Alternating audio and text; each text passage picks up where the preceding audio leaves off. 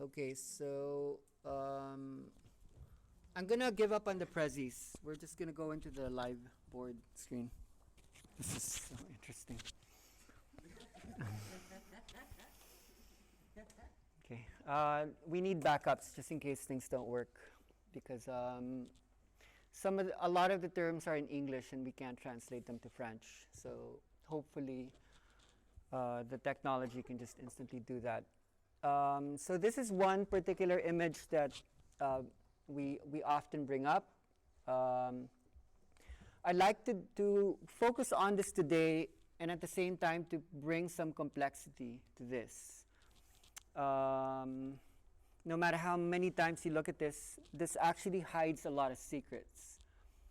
So basically, what this tells us is there's actually a lot. So inner dance is often happening here. Okay, it's happening in the REM state, but notice that there are 4 REM states, but they are not the same in terms of what? In terms of the length, right? And you probably would surmise that there's more intensity of REM here. So these are the hours of sleep that you go through. What we're doing in inner dance is to recreate REM whilst people are awake. And it is possible because REM is a combination of different frequencies, different brain waves. And a lot of those combinations would be trackable here so that when you're awake, you're maybe up here. And then when you first go to sleep, you go deeper and deeper and deeper into a process that then allows you to go into the REM state. Everyone knows what REM means, yeah? Okay, it's a rapid eye movement. This is supposedly when the most dreams are happening, yeah? So when you see images in inner dance, it's like, it's not just that. Feelings, core body temperature, that's when we actually reach an optimal state. So it's very important to understand that dream is a paradox. Why? They call it paradoxical sleep because when you measure the brain when people are sleeping in REM, it actually looks very much the same as when you're awake. So somehow, the reason why you're going to sleep is to wake something up. It's to wake up certain frequencies, most likely gamma state, high oscillating frequency. The higher states can awaken when you go into REM. But there are certain sets of conditions that allow you to go there. And as you can see here, this is a slow, oh no, it's not working. Wait, I'm going to quit this. I'm going to open this again. And then hopefully then it's working. Yes, okay, good. So when you first go to sleep, you're not so relaxed yet, right? You're still emanating a lot of, let's say, beta waves, like higher beta, lower beta, which is primarily what is active when you're awake and needing to focus. So you need to get rid of all of that. So there's this ritual called non-REM 1, stage 1, which is light sleep, stage 2, which is when you release the beta waves.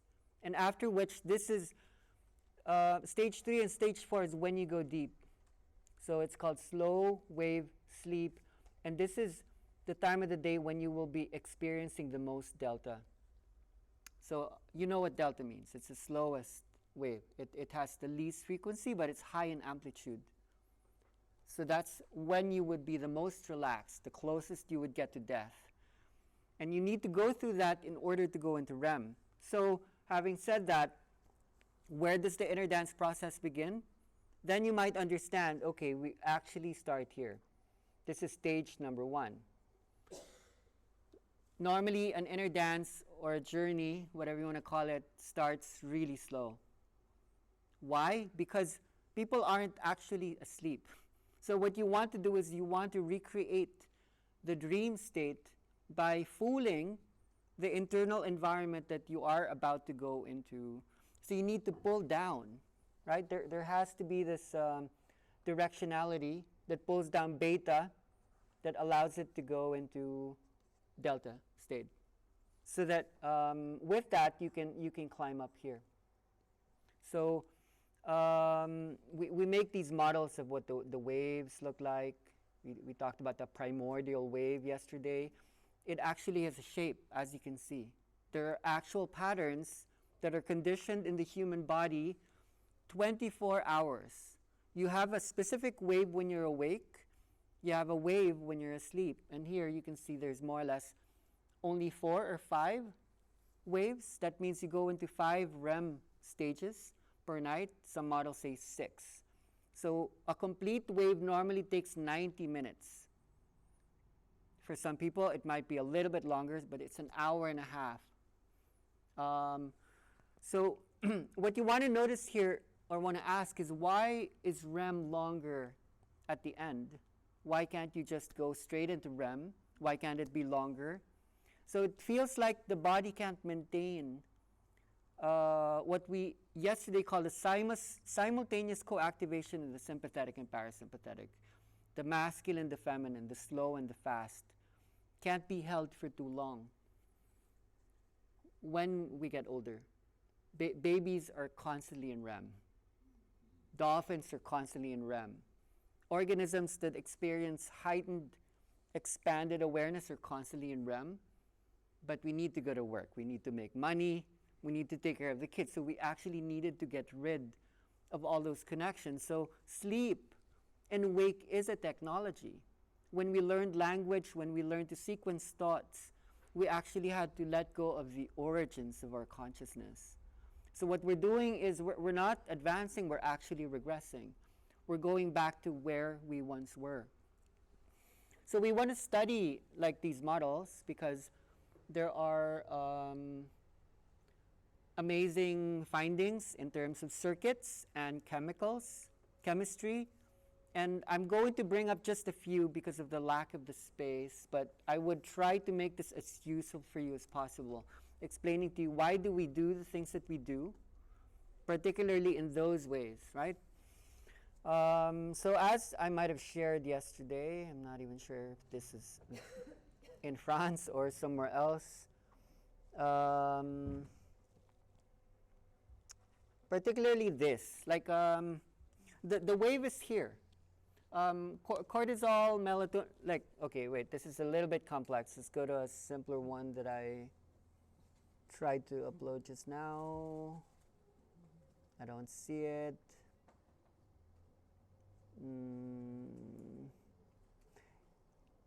Here, yeah, this is simpler. So melatonin is what gets you to bed. Okay, so notice how melatonin rises up around when? 6 o'clock in the afternoon, rising up at 9. So the height of REM is usually at 3 o'clock in the morning. And that's when melatonin is high, right? Melatonin is what gets you to dream. If you haven't slept for a long time, your melatonin levels will build up, forcing you to just go horizontal. So cortisol is a stress hormone. It allows you to deal with your problems, bringing you to a level of focus. So there's like a dance between them. So it's interesting to look at this model because melatonin really just has this high and low. And yet when you study the sleep stage model, they go up and down, right? So once again, like a playlist has to start here. You start with delta, and then you start adding certain frequencies or vibrations. You start building it up, right? In the hope that you bring it into REM state. So actually what playlists do is sometimes it brings people back here where initial release stages happens. That's when you start throwing out like your tension. You let go of the beta frequencies. You can go a little bit more into that, but basically there are these sleep spindles and K complexes that release the tension, allowing you to, so those are very random, kind of unexpected. They don't look like the normal brain waves. So you go into multiple directionalities. Sometimes you just go here where release is happening, or sometimes you go more into into the REM state. So I think the chemistry is really interesting for you to study, because when you use music, and now maybe you can understand better what we're doing, when you start to relax people, even just asking people to lay down and close their eyes, you're already releasing melatonin, no matter what time of the day. Do you see what I mean? You're changing the rhythm. You're changing the primordial wave just through conditions of proprioception, which is body position, conditions of sound, which affects the brain waves through entrainment science. So that's one of the first tools. Melatonin allows people to more or less open what's called the pineal system. We talked about Descartes yesterday, trying to be fair to him. The hypothalamus sends signals to the pineal gland to send out melatonin. So a lot of this is clock-based. So what you're doing when you're getting people to lay down, you're changing people's clocks. I think that's really important to state, that you're changing people's perception of time through rhythm, through harmony, through tonality, through entrainment. So here's where you see the differences. Sometimes in the playlists that are a little bit more excitable, you actually are releasing cortisol even as you release melatonin, which is really interesting. It's quite rare in the body that cortisol and melatonin are happening at the same time. So we would need to look at certain differences. I'm going to put up a chart that I made for a Zoom call. Oh, I don't see it here. Oh, it's here. Don't copy it. We will provide you copies that maybe look neater, because it would take you forever. What we're trying to track is, okay, there's wake, yes? There's slow wave sleep, and then there's REM state. So what we want to observe is that there are certain things that are stimulated or go up when you're awake and go down when you're asleep. And then in REM, it gets really confusing. You can take photos of it if you wanted, that's true. So as to simplify this, I want to stay with just a few of these chemicals that, for me, are the most interesting within sleep science and inner dance practice, and that would be what is called serotonin and norepinephrine. Okay, so let's contextualize that with a simpler map here. Okay, one interesting thing that scientists have been trying to figure out is there are two neurotransmitters that need to go down almost completely for you to go into REM. So those are called serotonin and norepinephrine. Norepinephrine. Epinephrine is basically adrenaline. So adrenaline in the brain is norepinephrine and serotonin. So we want to ask, why does the brain not need that during the REM state? Okay, and this will help you to build some techniques. These are your tools. So serotonin is happy. Why do you not need happy when you're dreaming? That's the question. Serotonin is also, anyone here has taken what's called MDMA? Yes. What does that do uniquely from the other neurotransmitter explosions? It's very loving. It's very huggy, wuggy. It's very, you know what I mean? So serotonin creates attachments. And when you're attached, when you're dreaming, what happens is your synaptic connections don't actually travel far distances.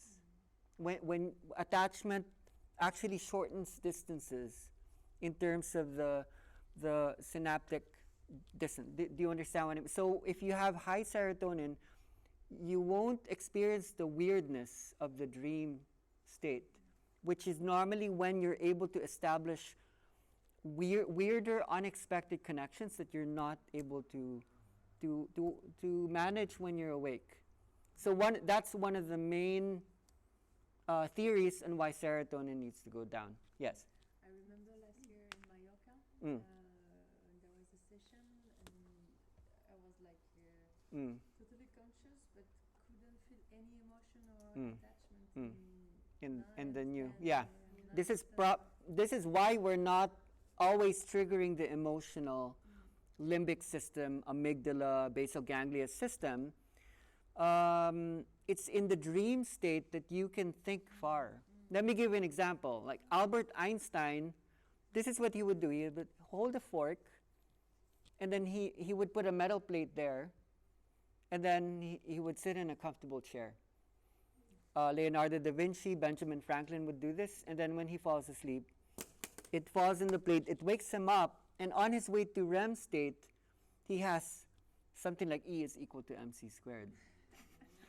Do you see what I mean? Like when you're in beta consciousness, when you're far from REM, you can't actually establish far connection. So when you try to heighten serotonin levels, even within inner dance, people can feel amazing, feel love, but they may not, they won't establish long distances in terms of the, And question, thank you. So regarding the change of the music now, the way Yes. dance is doing like that. Yes. Yesterday you mentioned I don't want the, not that you don't want to go into the Yeah. emotion. I want to give you less space so you don't go there. Yeah. So that way we branch our Yeah. how to say expand the Yeah. connection so we don't Yeah. get stuck in Yeah. emotion or something like that. it allows people to see far. Like one of the philosophical terms I like the most in phenomenology is the horizon. The horizon is as far as you can see. Like how far can you see? And if you want people to be able to do that, you need to be quite detached, so that the things that you don't want to see, which happens in dreams, it can either be good or not so good, you can see it. So serotonin relaxes you. It's like, I'm okay, I'm relaxed, I'm fine. It doesn't hold the intensity that the other neurotransmitters do. So serotonin goes down. Norepinephrine is a little bit more obvious. It helps you to manage stress. Norepinephrine is important when you need to sequence things in order to commit to projects. So norepinephrine can't be on during REM state as well.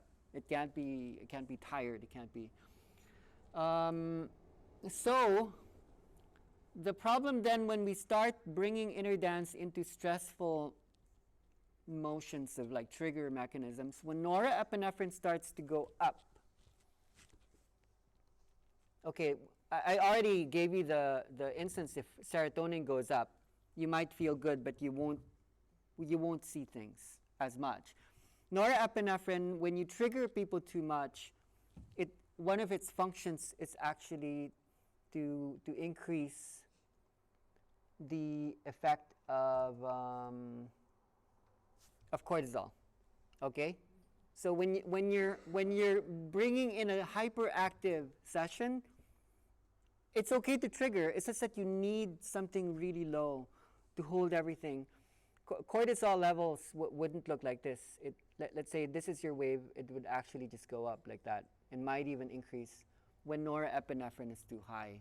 So if any of you have received trainings in the past, it's like trigger, trigger, trigger, trigger, trigger, trigger, trigger, trigger, trigger, trigger. It just keeps increasing norepinephrine, and it doesn't give the body enough time to adjust to the more depressant. These are stimulant chemicals. You want to have access to the more depressing chemicals like acetylcholine, even oxytocin helps. A lot of these enzymes as well that heal the body during sleep.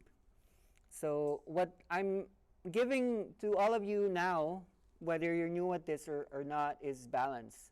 Learn how to balance things. So given all these, I want to tell you what actually balances norepinephrine, dopamine, cortisol. It's basically called GABA.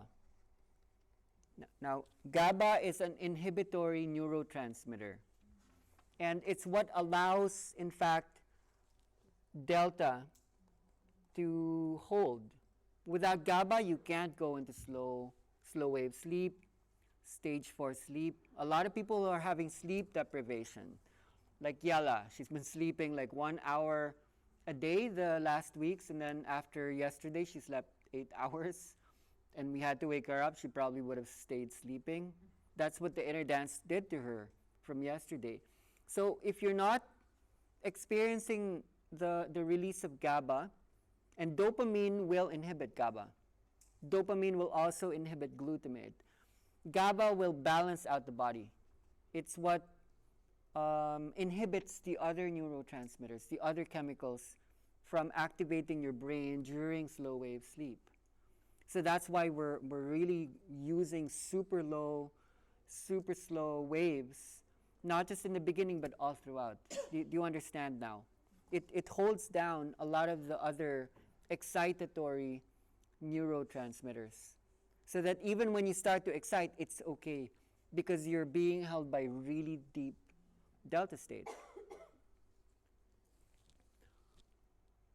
Any questions on that? That's really kind of key. Okay, so interesting, right?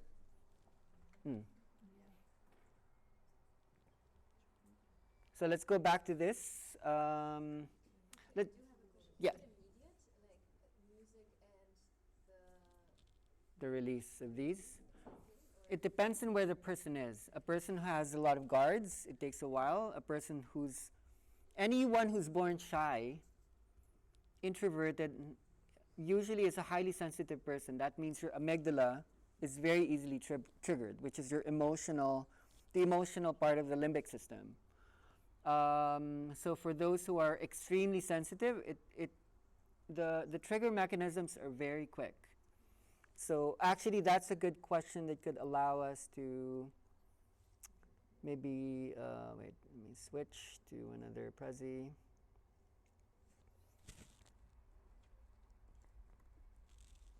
If I'm allowed to bring in some complexity here, there are two people who attended the Finland training. This is from that. I think it's quite key to bring it up now. I hope my internet's working. Okay, so let's wait. Okay, we can give you access to all these. So yeah, there's the dream chemistry. We can give you the Prezi. But what's really important, that's uber interesting, is like this one. Okay, don't get scared. Don't run out of the room just yet. All of these you can open up just to see what they do. So talking about the autonomic nervous system, right? Okay, wait. Let's switch from this. Wait. Sorry if I'm gonna mess this up a little bit, but not this, but this. Not this. Okay, here. This is the autonomic nervous system. So either you're relaxed, expanded, or you're stressed out or excited. So what we're doing in inner dance is we're actually simultaneously activating these. Okay? Could you grab me that guy over there? That dude? Okay. Just bring the whole thing.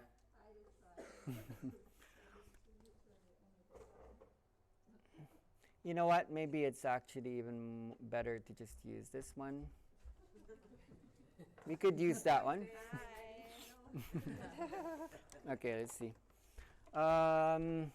So when you activate so-called inner dancer kundalini, a lot of it's basically using the spinal system, right? There are certain areas of the body that you tend to go to. So when you want to activate fear or excitement, there's actually a region. And that's basically here, T1 to L2. So it's called the thoracolumbar region. So fear actually has a region. So when people touch you, push you there, they're making your heartbeat go faster. So if they want to relax you, there's actually a region for that as well, and that's called the cranium. So it's C2 to C4. That's the cranium nerves. No, it's not C2 to C4. It's C3, C5, 7, and 9. Yeah, and so for people who know the vagus nerve, that's the most powerful one of all. That slows everything down. And then the lower part would be the sacrum. That's L2 to L4. Okay, let me explain what I just spoke. Fear is in the middle. That's a sympathetic nervous system. Trust and slowing down is up here and down here. That's called the craniosacral outflow. Did you understand what I'm saying? You want to relax people? You touch them down here in their legs, which helps expand this part. You touch this part, it expands that. But you want to trigger people because you want to do both. You want to get them to trust, and then you want to trigger them. You're actually dealing with these systems. And a lot of them are in their spine. So when you do see those chemicals, okay, so what? But knowing that there are ways to send signals through this whole system, you can activate those chemicals and those brain parts through, so maybe this explaining for some of you, okay, that's why some of my, why my body starts to act up like in a certain way, say, when it does this, right? A lot of bodies are doing that. Why? So we look at the body, but what we're actually looking at is the spine. When the spine curves, arches, bends like that, it's because there's a lot of electricity flow happening. And this is not actually a Kundalini picture. This is epileptic stages, the tonic and the clonic phase. And then after that, that's the post-ictal. So the tonic phase would be like this initial surge happens. And then the clonic would be when it starts to release, which is always happening in the work that we do. So normally there's like a jolt when electricity first synchronizes across certain regions, especially the frontal and temporal. But as it spreads, it begins to release. And when you know you've spread it all throughout, the body stops moving already. So there are these stages that we can talk about. So I'm just swinging through that as a way. Just to follow up on that, this is now only to be activated through touch, right? Like this, or it can be also through the brainwaves activate. Yes. Yes, both, all, everything. From a lot of people use essential oils because the most primal sensory modality is smell. That was there when we were still in the womb. Everything else came after the olfactory system. So what you're doing is because what you're doing is you're isolating, okay, this, that, but what you're doing is a concert. It's actually everything. Even the sense of balance when you make someone lay down, positioning the body even in small ways changes their mind. You want to change their mind, change their body. That's called proprioception. So there's this whole mapping in this that determines whether, okay, movements are happening here, visions are happening here, sensations are happening here, emotions are happening here, sound is happening here. So yesterday, in the closing, we talked about the association area. It's somewhere over here. There's a part of the brain that's like a bus station that puts together sound, image, smell, light, color, heat, magnetism, electricity, everything that you feel in this room, it actually meets in maybe 3 or 4 association areas, the most major being the posterior association area, which is here. It's the bus station. So that's a quick overview on that. Let's go back to this. So where do we go now? Sorry, we're going into the hypothalamus now. Okay, so I brought up the autonomic nervous system. What is the autonomic nervous system? It's the part of the peripheral nervous system that you cannot control, right? One of the reasons why we're able to activate people is we're creating trigger mechanisms so that something else is in control. I can control my limbs. you can control your arms and your legs, but can you control your heartbeat? Can you control your digestive system? Can you control your brain? You can't. It's usually the external environment that's controlling it. So when you get someone to lay down, they're actually giving their control to you. And you bring them into states where they can be scared, face their trauma, face their fear, and then become brave. Again, you see what I mean? That's the autonomic nervous system. So the question is, if that is in control of what you don't have control over, what is in control of the autonomic nervous system? Is that interesting? I'm not going to say it's the person holding the iPhone with the music. There's still a part of the brain that controls that. So now you might understand, why are we bringing up the hypothalamus? Okay, the hypothalamus is amazing because it actually controls the autonomic nervous system.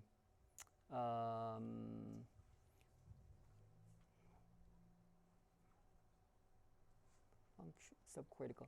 It's somewhere here. Sorry, it's not actually on this thing. It's near the it's near the thalamus. It's a really tiny almond-shaped thing. So you remember the Lord of the Rings? The hypothalamus is the one ring that controls almost everything to do with the autonomic nervous system, from reproductive to thermoregulation. When people feel hot in the sessions, the hypothalamus is implicated there. Reproductive, when you feel sexy. The SCN is where the circadian clock is. So we're in France. We're in Paris. The SCN controls the clock. Okay, so we talked about that within the pineal system. Love, the love hormone. Vasopressin is involved with vasoconstriction, memory. So this is where, this is incomplete. Like, oh no, so corticotropin releasing hormone isn't here. It's supposed to release the cortisol levels. Those with thyroid problems, this is where thyrotropin is released from.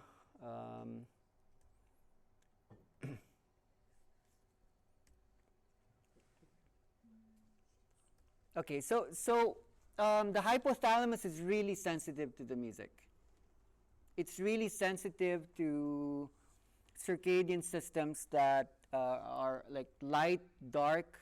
It's really sensitive to temperature. It's really sensitive to the words. So almost anything that you do will trigger the hypothalamus. It's the one that says, is this okay or is this not okay? So when I show you a lot of these complex, where is that? This complexity, where is that?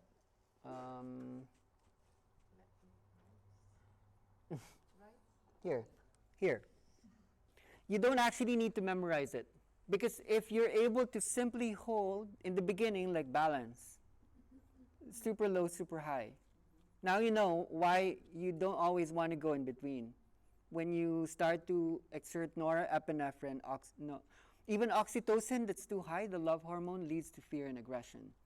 That's a really new finding in neuroscience. Then, that could lead to stress, over-addiction, psychosis. So just learning to balance your playlists. Learning to find elements that have balance, then more or less you're good. Let's maybe do a demo just to show you guys what's under the hood. I think I need to go into Zoom to make my phone work with the screen. I need assist. No, sorry. It's easier for me to just grab. Could you grab me a speaker?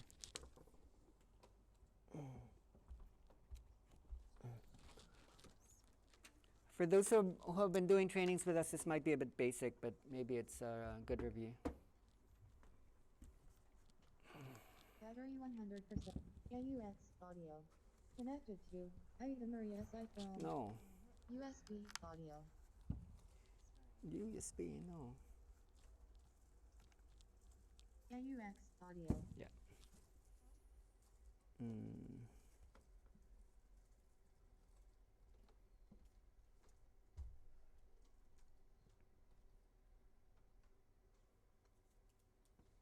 Mm. Okay, so I'm going to give you a short training system in regards to how to use the sound. So in general, whatever you're using, whether it be your laptop, your tablet, actual music instruments, or your phone, what you want to first worry about is you need a library. A library is any collection of sounds and music that gives you a wide range that can especially be used in live situations when you know certain things are needed. So when you only have a certain set of 10 or 12 songs, it's actually quite limited. You're trapped by the expression of the artist who already predetermined the wave. And a lot of you probably have these experiences of, okay, I want to change the wave, but I can't help it. I can't talk to Michael Jackson, or I can't talk to Bobby Brown or Whitney Houston to change the wave. So what you want to do is to become a DJ. You're going to DJ the cosmos. Who here doesn't want to be a DJ? Everyone, I think, wants to be a DJ. Because a DJ is really just someone who manages noise and sounds and creates a journey out of it. So I have my own library. Other people have their own library. I need to organize them. So when I click on my DJ thing, this is normally what I use. So this is just one of my apps. You can get it. It's called the Noise app, mynoise.net. And I'm just bringing this up because this has a library. It has that many sounds. Okay? I didn't make these. These were expert engineers who wired them in. Like incredibly amazing soundscapes. But this one you cannot choose, like if I want to put in Logic Pro, like for example, if I want to put in one place.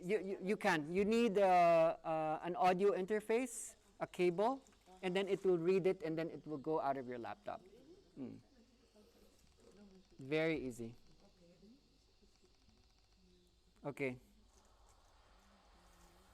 So any of these does something, and then when you press the okay, so then I'll just change the noise to maybe something like this.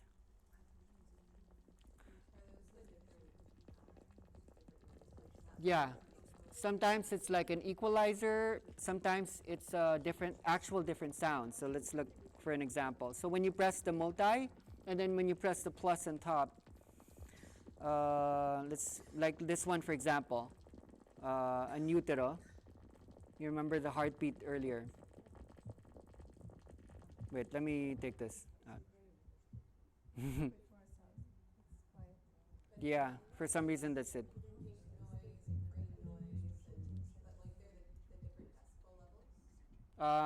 Yes, the sliders are volume or amplitude.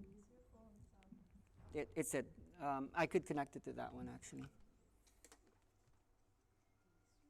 Oh wait, yeah. Could you help? But I think it may not go. Do you think it would go? Yeah.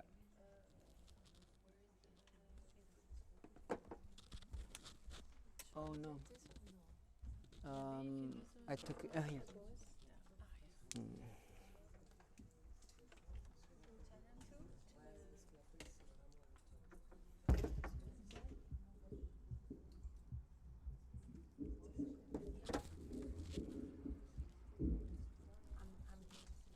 Okay, so in inner dance, we're not using music now as much as we're using noise. Noise has so much more use in terms of triggering semantic frames, image schemas where people can see things. Music doesn't have the same power as noise does in bringing the journey through. So let's say I go shopping. I have one sound coming out, and then I want to add more. So let's say, okay, I want people to go underwater. So I'll type, okay, I want the dolphins in. So there's one.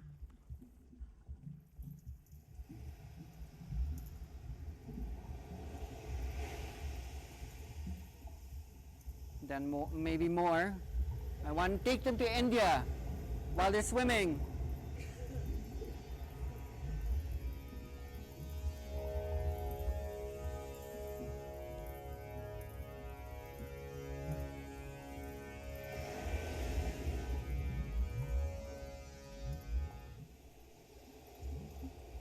So this is a neat sound where you don't know if it's going up or down.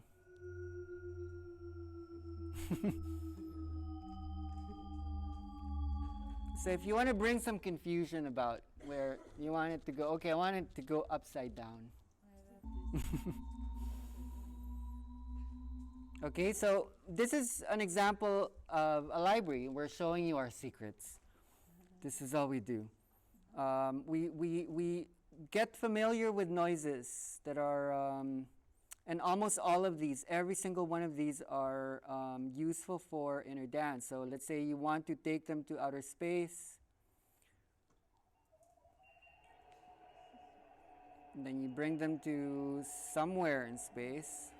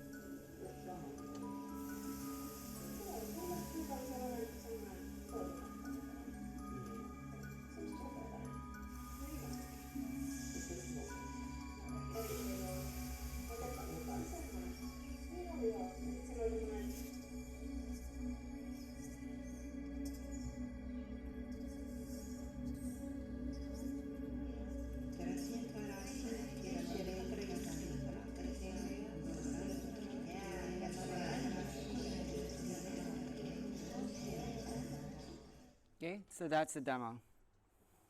It's very powerful. The meeting we just had with the music company was the request that could you make us the first instrument for non-musicians that takes all of these sounds into a small synthesizer that's like a box for inner dance, kundalini, doctors, nurses, teachers.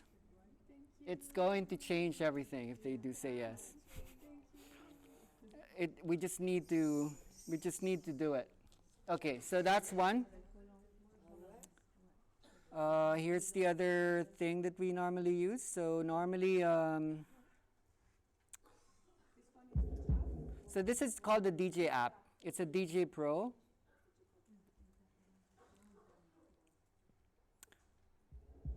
Okay, there's a reason why I'm bringing this up. Not just because you can use your library of songs that you can input here.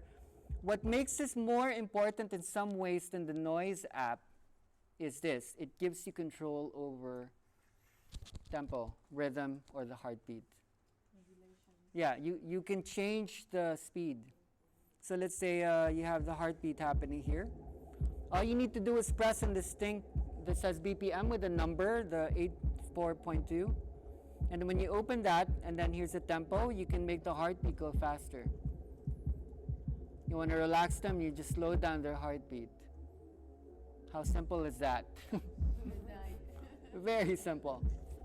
Okay, so anything with tempo control allows you to make adjustments with the sympathetic and parasympathetic nervous system. And then normally we put a layer on top of it that's relaxing. So that's one alone.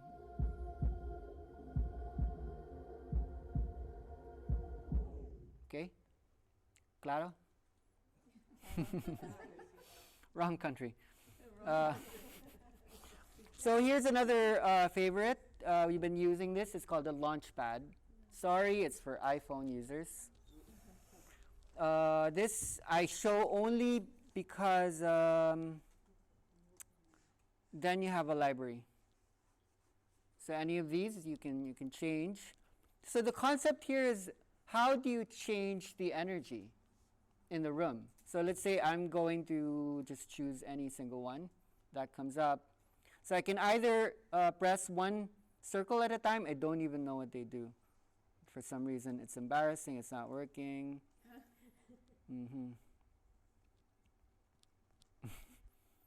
Do. Oh, that's never happened before. But oh, weird. Doesn't like you guys. Okay. Okay, but would it come out? Yeah, it would come out. Yeah. Could you hand? Maybe it's okay. It's what time is it? It's 12:30.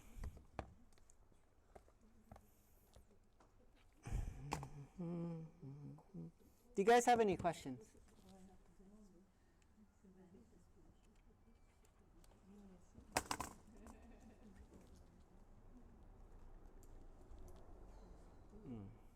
Hi, I have a question. Oui.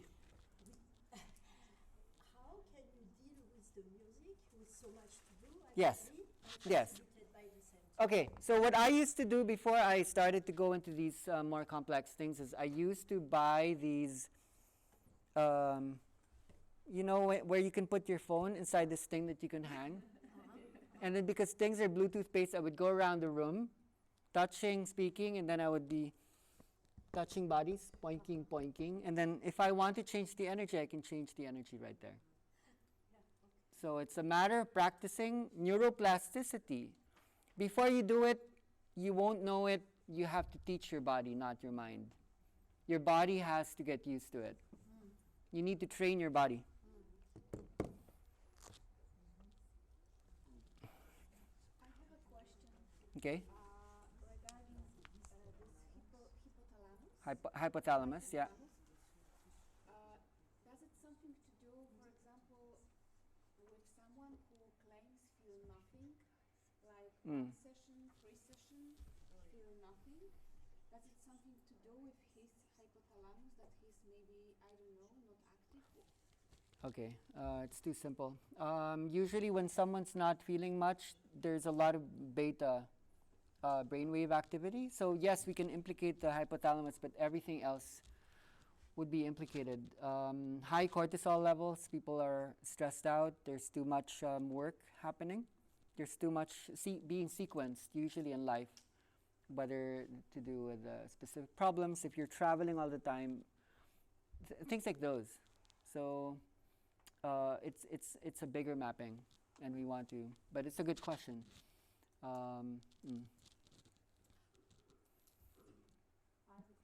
Yeah, yes. Especially you spoke yesterday about that you can reduce pain when you listen to some brainwaves, you can train your brain, right? Yes. And I'm pregnant, I'm curious, can I train my body to Yeah. the unknown pain? Yes, exactly. Okay, beautiful. For when the birthing happens, because you want to do a natural birth. Okay, beautiful question. Oxytocin is the most important because that's what allows the contractions to happen. So inner dance is actually a birthing methodology. Like I have 2 children, and we didn't have a midwife, no doctor with my ex-partner. It was painless. The baby just came out, literally. So what manages pain is called endorphins. But when the pain comes, usually that's when you go into high cortisol levels. So once the pain starts, you won't have the internal pain pain confronting mechanism, not avoidance, because the more you avoid pain, the more it actually gets painful. So we train people on how to create playlists for birth. But anyone who's been in the process like you have, you already are 90% there, because your body already knows it's the same wave. Whether it be through menstruation or birthing, it's actually the same wave. There's contraction and expansion happening. So if you have someone assisting or you're playlisting yourself while you're there, it should be interesting, and you don't need music. The technique is when a contraction is happening, hold the expansion. When an expansion is happening, know how to add bits of waves to allow the contractions to happen. Because usually there's the stages of labor, and it's usually in stage 2 when the contractions are getting harder and the durations are getting shorter. That's usually when I would put the playlist on. Because the stage 2, stage 3, that lasts maybe like hours. But stage 1, don't hurry. Just take long walks, and it's a beautiful question. And beyond you, this is actually what a lot of women, I don't know, men, should focus on. There are entire communities in the inner dance world that's focused just on women and just focus on birth. And like in her country, it's called the Inner Mama movement. Women need so much support, and inner dance and these waves are well designed for that. A lot of people attend trainings where they're told, you don't let the pregnant women in. How does that make sense? Some of the deepest experiences we've ever seen are in the pregnant mothers. It doesn't matter if it's first, second, or third trimester. Even when it's like this huge balloon, they do like all kinds of like the bridge and the scorpion and the dragon, and I'm just looking, oh no, are you sure? But like then when they give birth, it's like bloop. It's so easy. So take that to heart and to mind. This is actually like a gentle birthing practice. If you can be a baby and you want to come out, would you not want to come out in the journey? The baby hears the sound. So you're activating the nervous system of the baby. A lot of people believe that you need to empower people. Number one, you need to empower the mother to so that the doctor doesn't hold the power. Because the worst position to give birth in is to lay down. It empowers the doctor. Animals don't give birth like this. They need to find. So what needs to happen is the spine needs to make a certain direction, which a lot of us are practicing, so that you're never supposed to push. It's supposed to slide out. It's the push that makes it ouchie. And who facilitates that? It's the mom. I'm going to correct myself. It's the baby. The baby is the midwife. The baby is supposed to tell the mom. So you're supposed to, here's the irony, you're supposed to co-activate the mother's parasympathetic, I trust you, oxytocin release, but the baby's sympathetic nervous system needs to be heightened. It's about to come to earth. It's going to be like, oh, okay, I'm going to do this, I'm going to come here. So you need to co-activate stress response and a relaxation response. You're facilitating two. Okay, so expansion will be the mother, and Yeah. contraction. The contraction is actually needed to happen with the baby. And when the baby's brain is developed and can hear, can you also Oh, yeah. when you have this? Yeah, totally. Because even you would be sending all of your vibrations, your chemistry, because it's running through your bloodstream. It's going to absorb all the chemicals, right? So it's crazy. It's really crazy. It sounds so simple when you talk about it that way, but a lot of things need to change. Sound is the key. That's what we're trying to tell the doctors. You don't need an epidural. You don't need pitocin. Why are you forcing the... Yes. No, very curious because today I experiment exactly this movement. The spiral, yeah. So, depends on the music that I hear, I have different movements, like push myself, and after that I feel the sense that I have to turn and the right side, Yeah. and I So you were born today. Yeah, Good morning. that I feel. Mm. So the music was first I needed to have movements to Yeah. feel the push, Yeah. and Yeah. when I turn, Mm. I feel this spiral Mm. Mm. movement. Mm. Very curious because we speak about this. Yeah.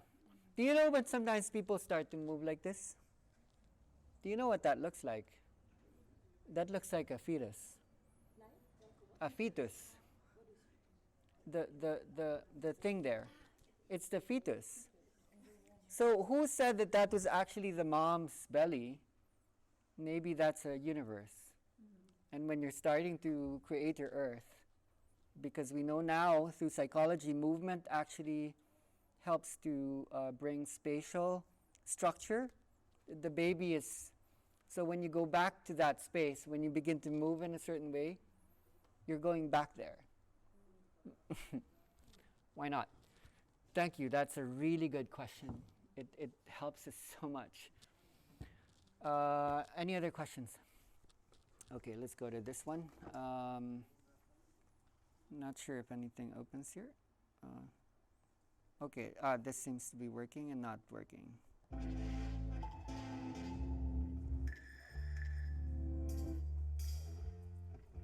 Okay, I would say, okay, I'm shopping and I'm not happy with it.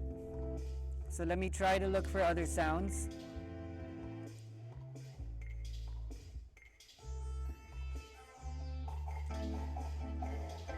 Okay, it's too loud.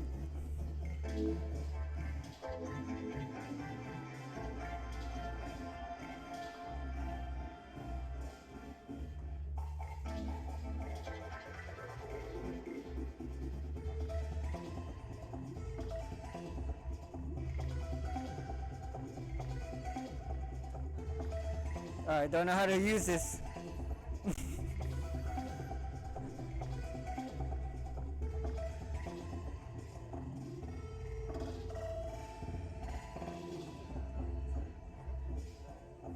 Okay, so just any tool that allows you to adjust the speed allows you to adjust the heartbeat. That's what I'm telling you. Anything that has library holds space.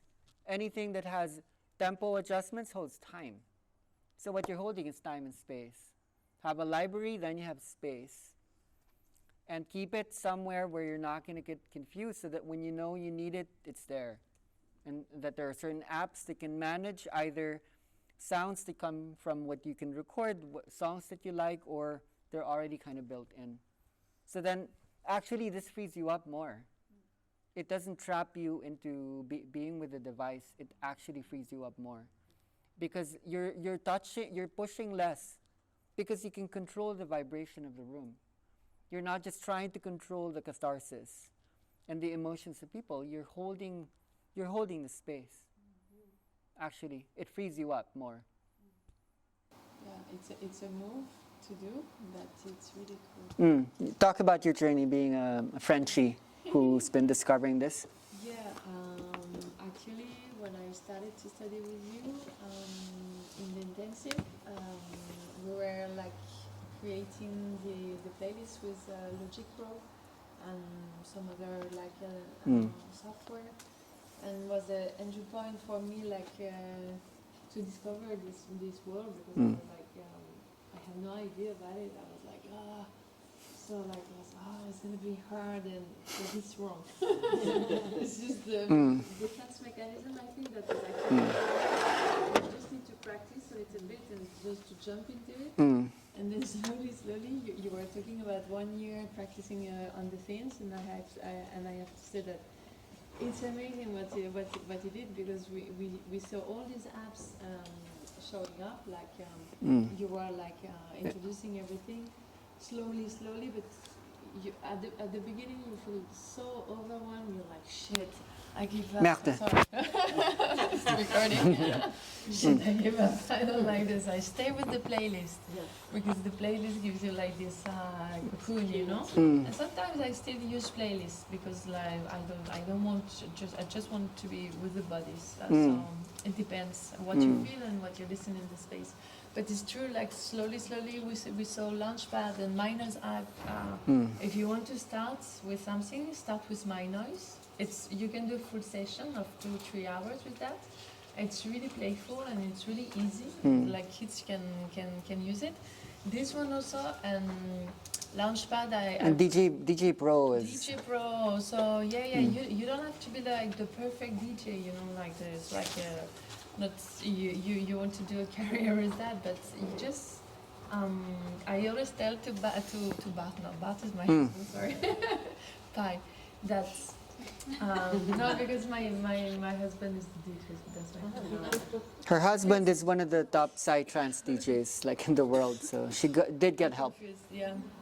So, yeah, no, just like a kid, just you play with that and just you try it and don't be shy, don't be like, oh no, too critical towards yourself. You just have to jump into it and the best advice that Pai is always giving is saying, practice every day, a little bit, like 5 minutes a day, you go back and know your stuff, know your sounds also, because some people will resonate with more of this sound on the My Noise app, for instance, make your library, and it's really important to test it, to know your tools also, and then you improvise.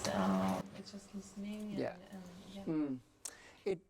I would say several things. It's hard to study the brain science and inner dance if you don't have these tools, because once you learn certain elements about how the nervous system works, you will need tools, because then otherwise you're just looking at effects, but you're not affecting people like in a certain way. Yeah, there's actually a lot to say, almost too much to say. No. What the Noise app is allowing is that all the stages can happen at the same time. You can build so many layers already where REM state can happen a lot earlier. So I'm not even talking about the 12 stages in the trainings anymore. I'm just giving the basic principles so that you can discover this. How are you guys with these? Is it interesting? Is it helpful? Okay. She's attended how many trainings? It never gets old. Yeah. You were in Turkey, Mallorca, you were in the 2 onlines. Josh. Last month I have the Kundalini activation training. Yeah. And Secret and Sanka, you know them? Yeah. They taught us start with slow music, Yeah. higher. Yeah. And then you have a peak and then you Yeah. go down. Just one. Yeah. Okay. And is this different between inner dance and Kundalini or? Okay, well, we trained Sandra and Siegfried.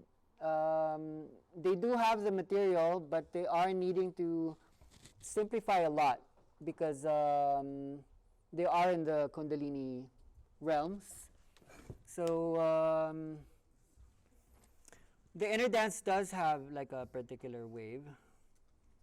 And oh no, sorry, not red.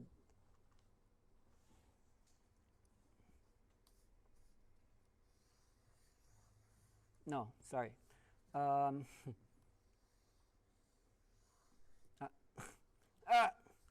Right. It's so awkward, this thing. And then now I'm at the end, so I need to adjust. So there could be differentiations. What is important is, okay, we mirror this as non-REM 1 stage sleep. Non-REM 2 is when the energy climbs up a little bit. When you first go to sleep, the energy actually climbs up.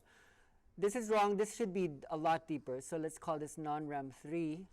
And then REM state would be this. This is REM. And so these are basically brain, let's say this is brainwave activity, where this could be delta, theta, alpha, beta, gamma. So REM would more or less be like a combination of gamma all the way to delta. So then when you reach the stage after N3, you actually have a choice on how many waves you would like. This is where you can bring in the emotions. So let's say you want to work on anger, or work on forgiveness. You need a precursor to that to relax people first in the first stages. That would be the first 20 minutes, 15 minutes, depending on where the people are at. It could be as long as 30 minutes if it's beginners. But then once REM happens, it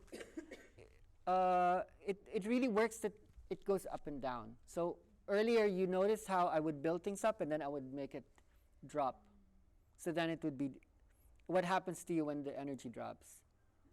Something happens, whatever it is. You see what I mean? So in the REM stage, the interpretation could be more up to you, because you're really just mimicking either one sleep stage, it could be 2 sleep stages, or 3, then you can add more. If you're in a room with more advanced practitioners, feel free to create a cosmic elevator. You know, as high as possible, as low as possible, up and down. That's what I use to experiment. But with beginner sessions, no. Why are you doing that? It's something to do with duality. You're taking a person who's, okay, I like this is good, this is bad, I hate you, I love you.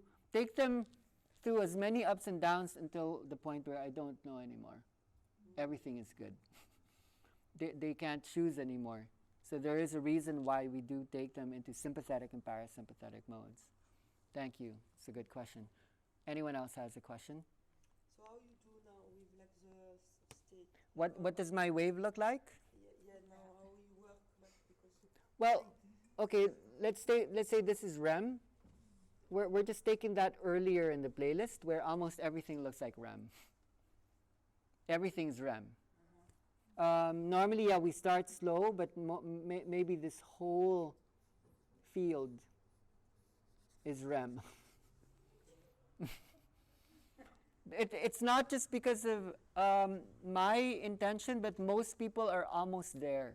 Because people attending our work anyway are so exposed.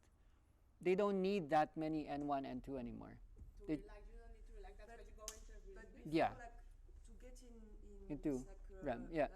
we were supposed to put them in Yeah. relaxation Yeah. and then with like fast and flow. That's the trainings we gave people like Antonia, Kashar. Here like without do like the before. I would say it still applies. Our current styles are not so much there. That's why we're not.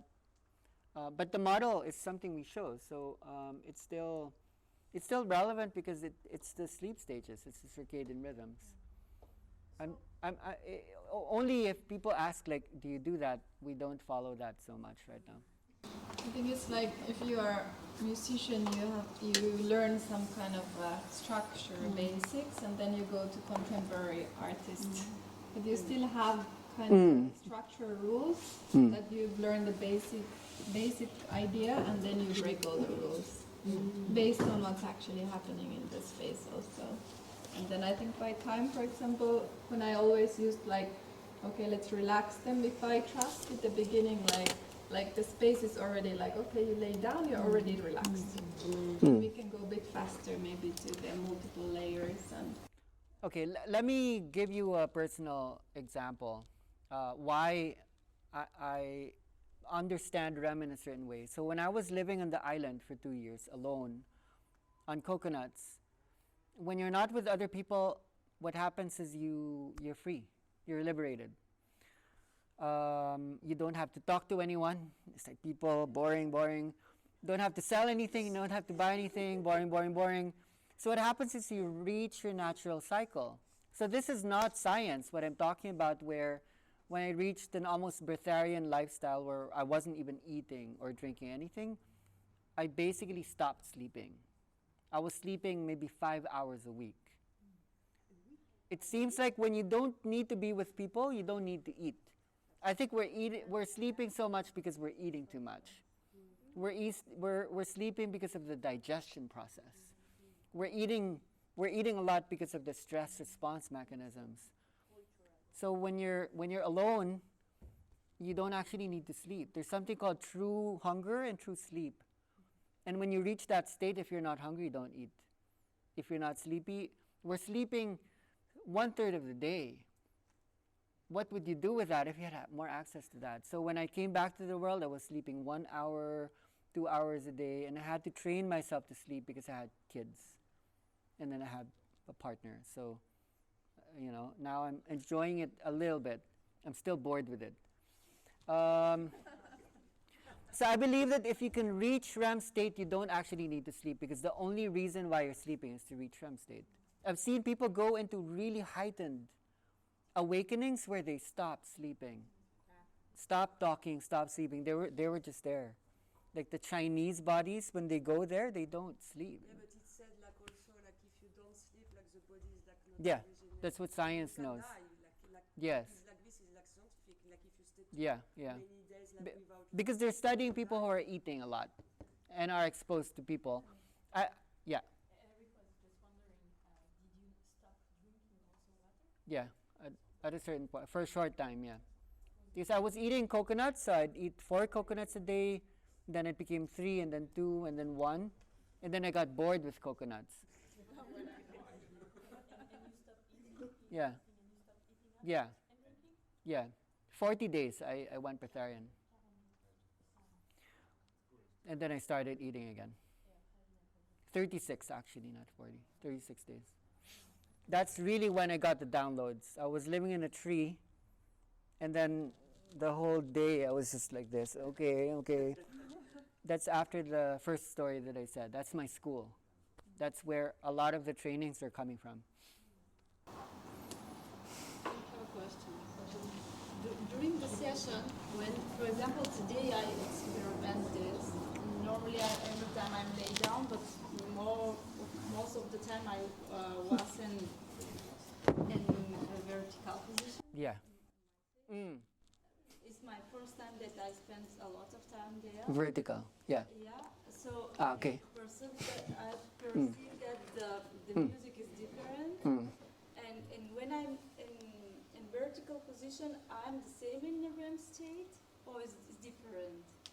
Because the music is different when the movements are different. Okay. It's not the same. For example, when I Okay. in a movement, I have not visions. I have only I feel. Yes. I It's have hard to sensation. it's hard to see anything when your body's moving. Yeah. Yeah, But when you got up, did you start to see? Did you start to see? yeah, when I'm Vertical. in the vertical position, I have not image. I have only a sensation, and I see nothing. Yeah. Yeah. Yeah. But I'm in the REM state, the same. Okay, this is what we're doing.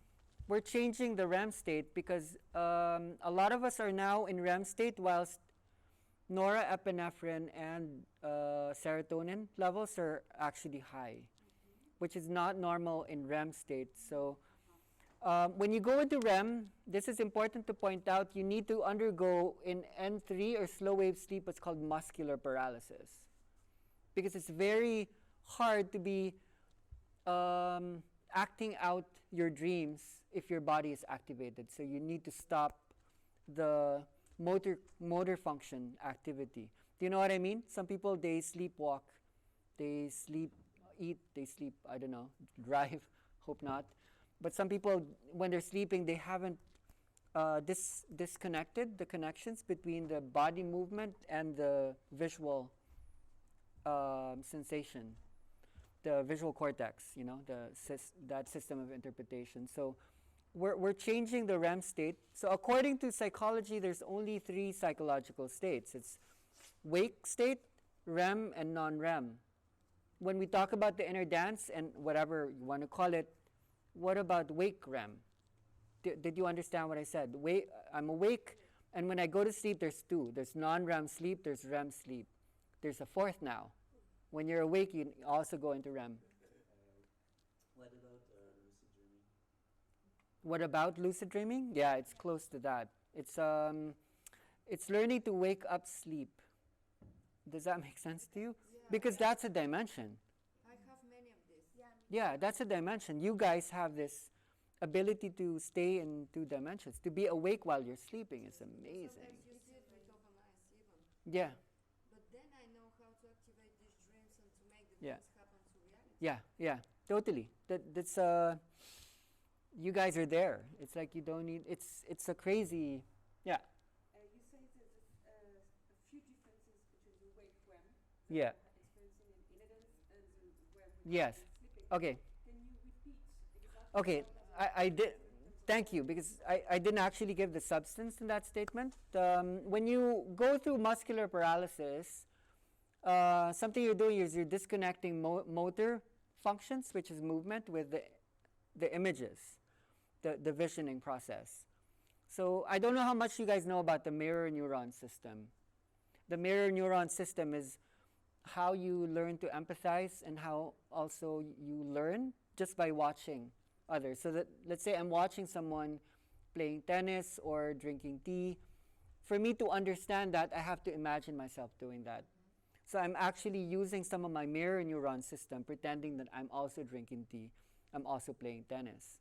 Now, when you go to sleep, you need to shut down certain aspects of that mirror neuron system even more.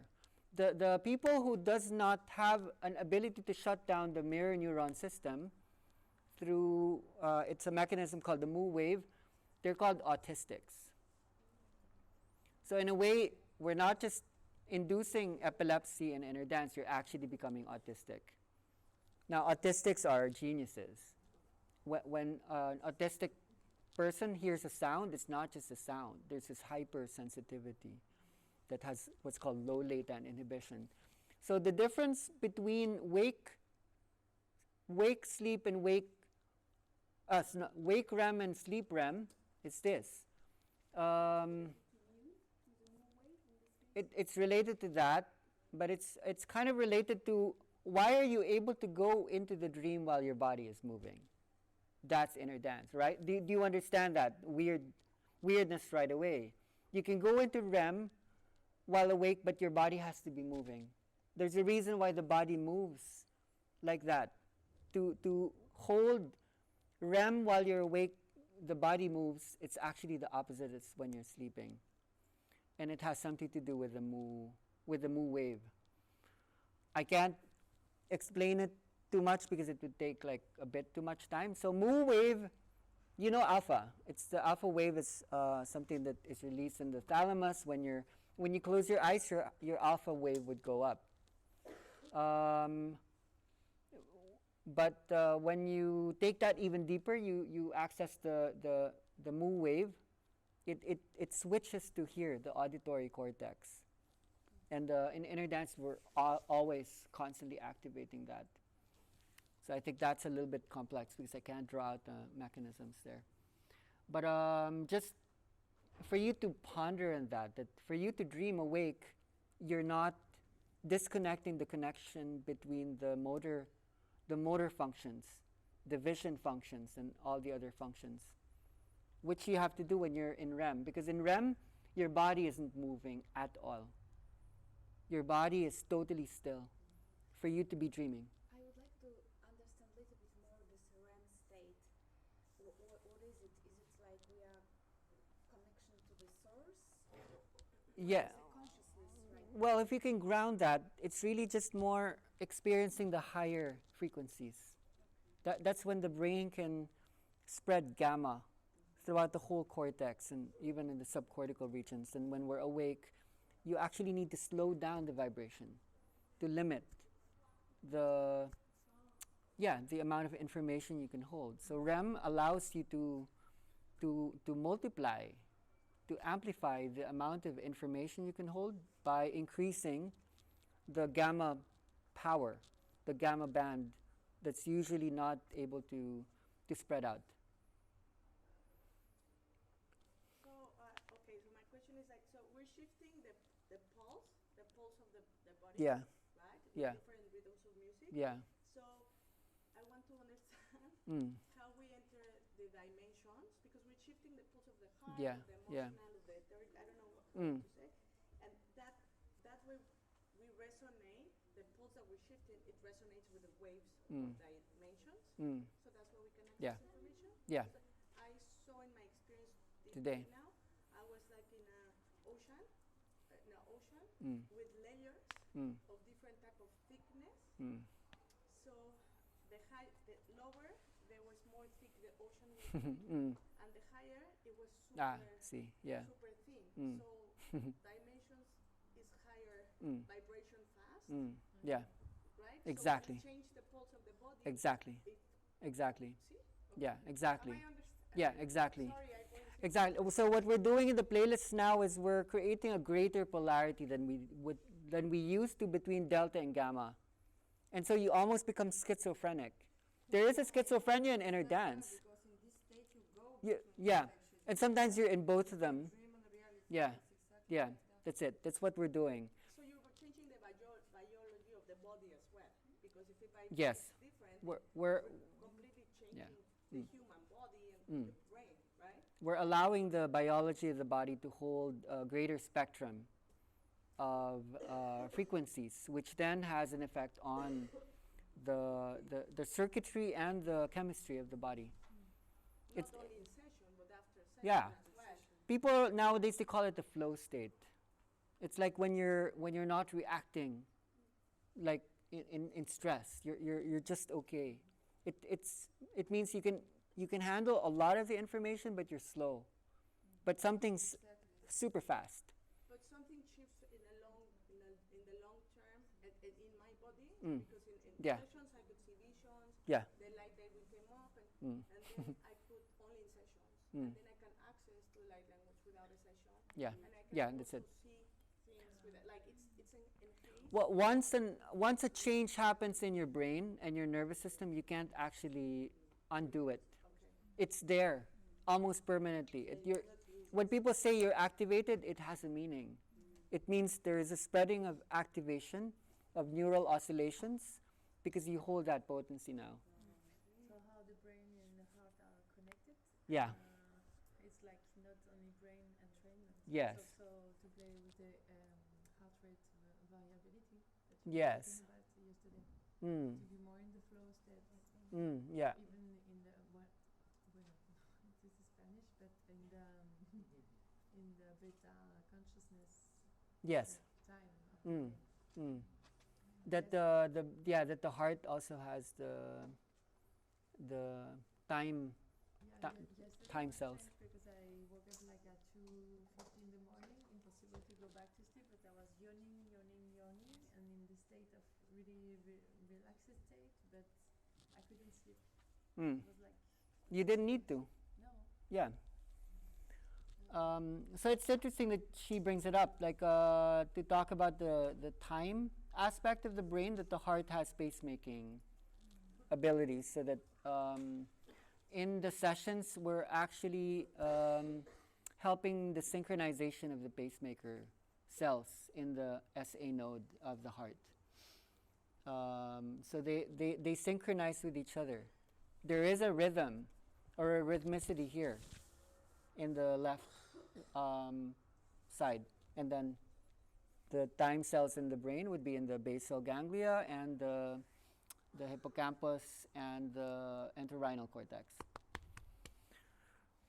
Okay, wow. So we covered quite a lot of material that normally takes definitely days to cover. It's an introduction. There's more. And the material is available anyway, so people do come to these gatherings to just get the sum. And then you can maybe take a lot more time to look at the data later on. How do you feel? Oh, yeah, one I last. have another question about the energy. So I have a friend, she's a full DAFA practitioner, you know this? Yeah, Falun. DAFA? Hmm. And after my first activation, I asked her, it's the same energy, Kundalini, or no, it's a Gong energy. Then I have the training, and I feel it's the same energy. Mm. And I say, I want to activate you. Mm. And she said, no, don't mix the energy. Oh, and no. It's not the same.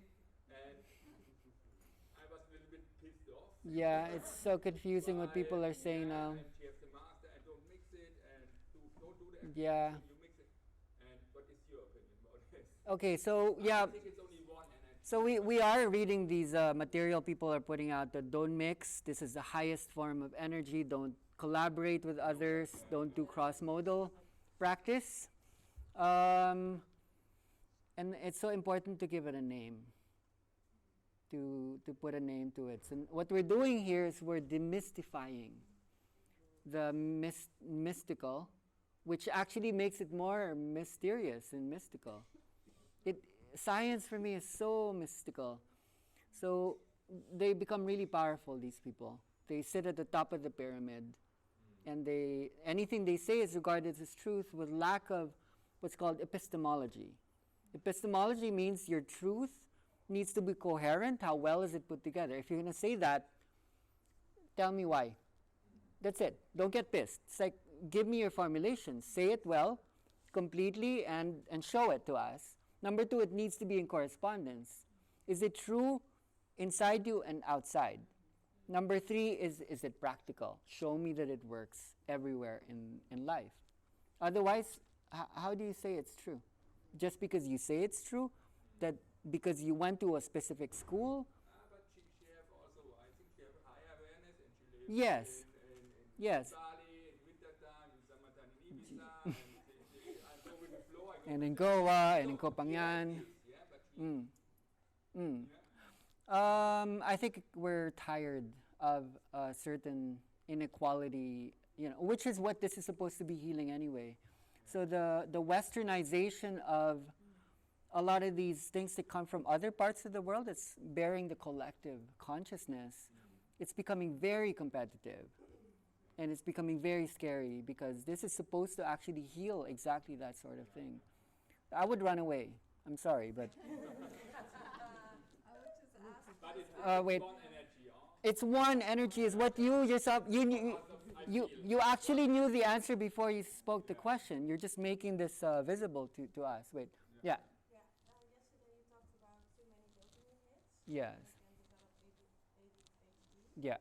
And I think that the training we followed makes, how can I say that? Yeah, That it's we get, it's dopaminergic. yeah, dopamine hits, and our classes, the people that they are attending our classes, also developing ADHD. Yeah. Mm. Can we reverse it? Okay. I think there are benefits to, because I know the training you went to. There's a benefit to getting that experience because it does definitely do something. Otherwise, you won't be in it. I think even you here now already you're helping because it's one thing to experience. It's another thing to understand. What I appreciate about people who are coming from the experience, once the understanding is there, you actually get the, okay, wow. But if you get the notes but you don't have the experience as much, then okay. That's why we are giving experiences. Okay, in the morning, let's go in, and then let's talk about it. And then let's go in again, and then let's talk about it. That helps the cycle. But I think the practice needs to cohere with the understanding, because one of the reasons why we are suffering in this world is philosophy, theory, and practice are not bound together anymore. You can't arrive at effective theory without effective philosophy. You can't actually have a good practice if it's not bound by real theory. So what we're trying to do right now is what we think, what we say, what we do, and what we are needs to be one. And when you attend these trainings where you're not allowed to ask questions, ouch, sorry, but Okay, one question. In this case, when we do this balancing gamma or this state that we try to achieve,